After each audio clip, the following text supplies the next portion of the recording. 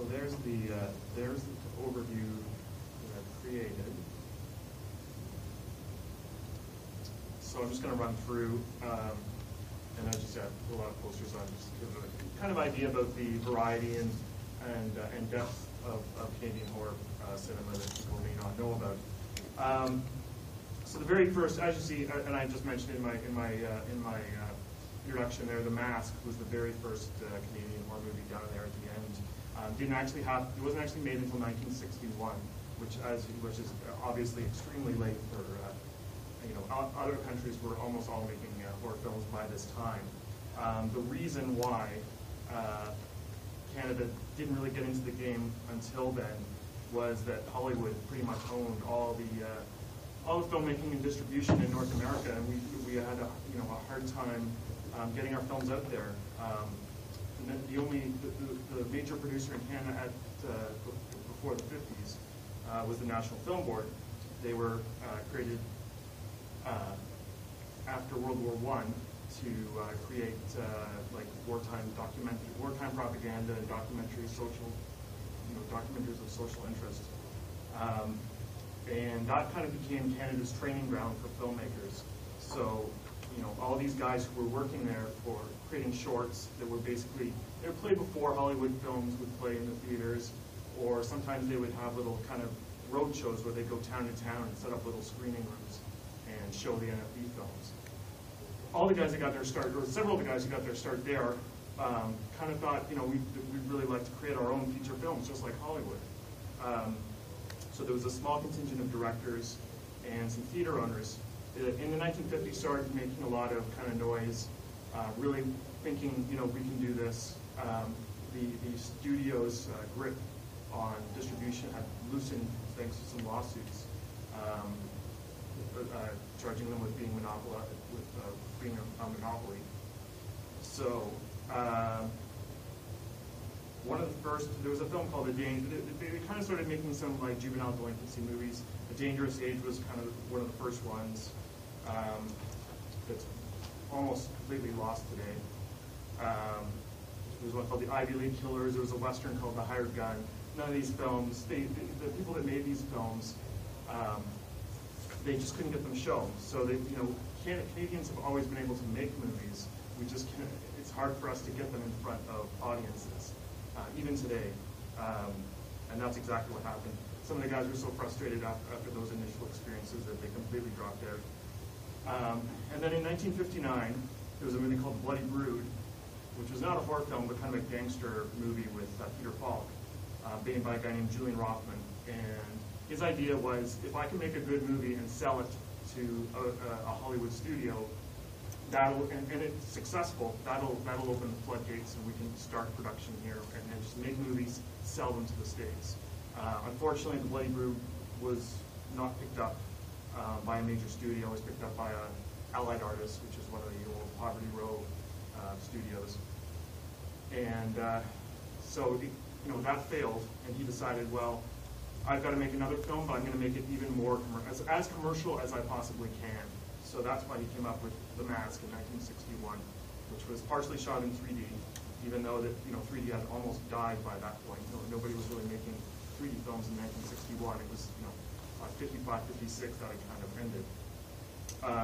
And it was a success. Warner Brothers bought it, distributed it. Last year, actually, it played at the TIFF Lightbox. They pulled it out almost 50 years to the day that it had premiered in New York. So, and it was in 3D, and it was a really great experience, opportunity to see that film. So, from The Mask, there was a few other films that kind of got made around that time.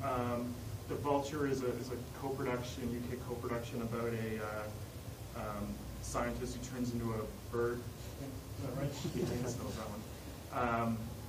And Playgirl Killer.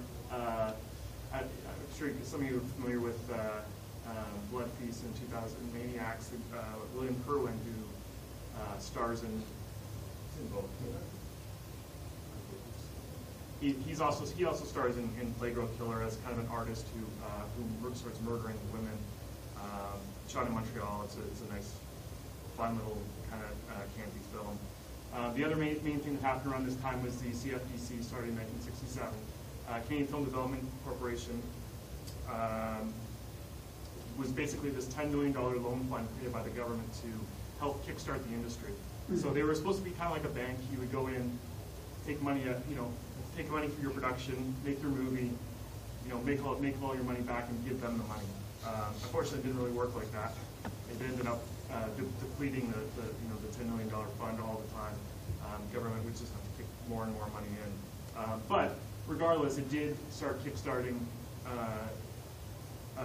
Canadian filmmaking a lot more, and definitely some horror films came out of that.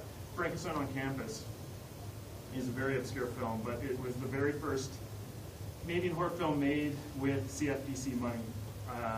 It was actually shot at U of T, and it's about a doctor, or it's one of Frankenstein's descendants comes to the University of Toronto and starts doing experimentations on like he implants like brain little devices that can control people's minds. So he has like a little box that he like controls people. It does not really have much to do with Frankenstein, but anyways, it's another fun little film, but very, very cheap. Actually, and it finishes at the ROM. The final scene is a big. They're trying to take down Frankenstein at the ROM, and he falls over one of the stairwells. The other thing that kind of was happening is, or one of the first big trends, I guess, of Canadian horror was satanic horror. Kind of in the wake of Rosemary's Baby and The Exorcist, there was several films that kind of came out around this time, 67, 68, 60, no, sorry, 71, 72. The Pix with Karen Black is about a satanic cult. That one just came out on DVD, actually. Reincarnate is an Ontario shot film about a guy who's like looking for a surrogate to be reincarnated into. It's really terrible. It's a really boring film. The Diable at Parmi Du, or Possession of Virginia, again, is a French-Canadian film made by Cinepix. It was their first time. Cinepix started making kind of French sex comedies, and this was kind of their attempt to branch out into horror. And again, it's kind of a satanic cult kind of thing. So what really changed Canadian horror and really gave it a kickstart was the tax shelter boom. So basically, to avoid getting into a whole bunch of boring tax shelter or tax law material, essentially all the money that an investor would put into funding a Canadian film was a tax write-off. So it was like it would reduce their income by the amount that they contributed. They wouldn't have to pay any tax on it. So a lot of people started getting involved with this. People who had no other reason, dentists were getting involved in producing films just for the tax dodge. So this resulted in this kind of, from 1974 to 1981, it was 100%. So 100% of your investment was a tax write-off. So that really started the boom, and what really helped is at this very same time, you had these four gentlemen came along and really kickstarted Canadian horror in a new direction.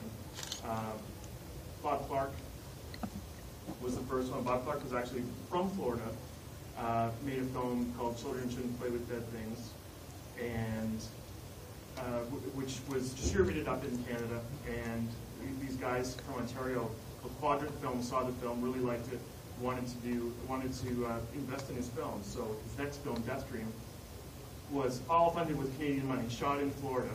And Bob Clark came up to do the post-production in Canada, and he loved it so much, he decided to stay, essentially. And from then on, every single film that he made, even when it was shot in Canada, or shot outside Canada, it was still all Canadian money, and all the post-production and everything was done in Canada. And of course, Black Christmas is his most famous work. And I think, for my money, he's probably the best filmmaker working at the time. Here's another guy who's probably not as familiar. William Pruitt William Pruitt was actually started Canadian filmmaking as a very respected writer. He wrote the movie Going Down the Road, which you may be familiar with, and Wedding in White and Slipstream. These are well-respected Canadian dramas.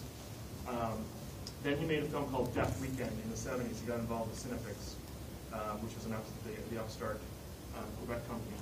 And Death Weekend really, it's a rape revenge film, and kind of inspired by Straw Dogs, and it really got ripped apart by the critics. The critics absolutely hated it because they felt like they had been betrayed by this guy who had made legitimate Canadian art house films, and now he was making rape revenge movies. Like, what's going on? And he was just the critics just really went after him. And after that, he basically just turned fully to genre film.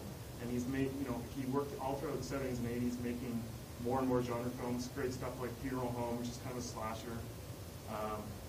Trapped, which is kind of a backwoods thriller, and Spasms, which is about a giant snake with psychic powers.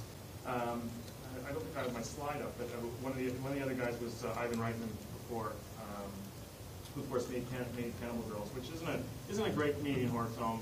It's a good film, but really his importance is that he started working at Cinepix as well, and he got really involved with bringing all these other people into Cinepix.